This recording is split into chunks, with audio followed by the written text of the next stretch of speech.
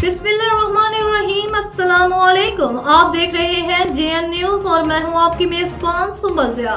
Bulletin का बाकायदा आगाज करते हैं और शामिल करते हैं अब तक की अहम तरीन खबर शामिल करते हैं जहलम से, जहां हमारे सकाफती नुमाइंदा जुबैर चौधरी मौजूद हैं। उनकी रिपोर्ट के मुताबिक सालाना उर्स मुबारक हजरत बाबा पीर शाह गाजी दमड़ी वाली सरकार खड़ी शरीफ के हवाले से खिता फुटहार और कश्मीर की सकाफत फुटहार महफिल शेर ख्वानी का सबसे बड़ा प्रोग्राम देना के मकामी मैरिज हॉल में मुनक्किद किया गया, जिसको हमेशा की तरह बाबा सकाफत चौधरी तनवीर आसी सरपरस्त आला PK कल्चरल ग्रुप 2016 के ज़ेर इंतजाम मुनक्किद किया गया, जिसमें मुल्क पाकिस्तान के नामवर शहर कराम और शेर ख्वां हजरात ने शिरकत की।